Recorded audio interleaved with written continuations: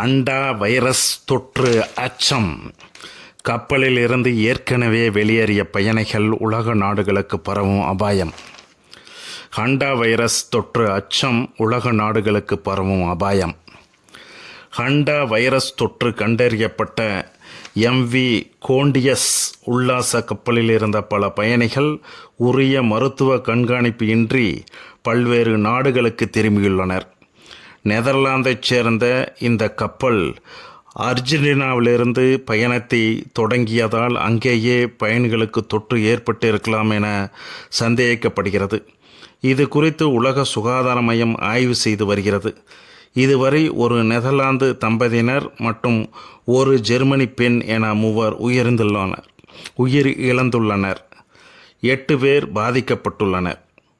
கடந்த ஏப்ரல் 24 அன்று முதல் உயிரிழப்பு நிகழ்ந்த பிறகு சுமார் 12 நாடுகளைச் சேர்ந்த 40க்கும் மேற்பட்ட பயணிகள் தெற்கு அட்லாண்டிக் பெருங்கடலில் அமைந்துள்ள பிரிட்டனின் அந்நிய பிரதேசமான புனித ஹெலினா தீவில் இறங்கி தங்கள் நாடுகளுக்கு சென்றுள்ள அதிர்ச்சி தகவல் சுமார் 2 வாரங்களுக்கு பிறகு தற்போது வெளியாகியுள்ளது. எலிகளின் கழிவுகள் மூலம் பரவக்கூடிய இந்த வைரஸ் தென் அமெரிக்காவில் காணப்படும் ஆண்டீஸ் வகையைச் சார்ந்தது என உறுதி செய்யப்பட்டுள்ளது. மனிதர்களிடமிருந்து மனிதர்களுக்கு பரவும் தன்மை கொண்ட ஒரே ஹண்டா வைரஸ் வகை இது என்பதால் உலக நாடுகள் பலவும் தங்கள் நாட்டுக்கு திரும்பிய பயணிகளை கண்டறிந்து தனிமைப்படுத்தும் நடவடிக்கைகளை முடுக்கிவிட்டுள்ளன. சிங்கப்பூரில் 2 முதியவர்கள் தனிமைப்படுத்தப்பட்டு தீவிரமாக கண்காணிக்கப்பட்டு வருகின்றனர். அதேபோல் சுவிட்சர்லாந்தில் ஒருவருக்கு தொற்று உறுதி செய்யப்பட்டுள்ளது. பிரிட்டனில் கப்பலில் பயணித்த 2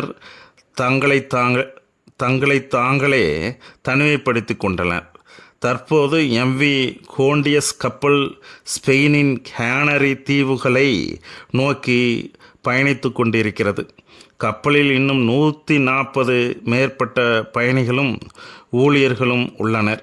கடந்த மே 2 உயிரிழந்த ஜெர்மனி பெண் உடலும் இன்னும் கப்பலிலேயே வைக்கப்பட்டுள்ளது.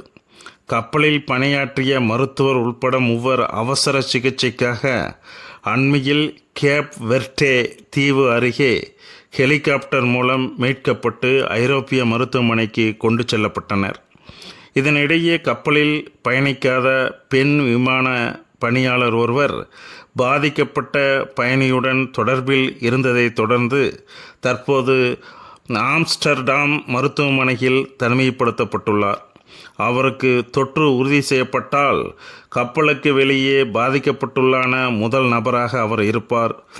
உலக சுகாதார மையம் நிலைமையை உன்னிப்பாக கவனித்து வருவதாக தெரிவித்துள்ளது.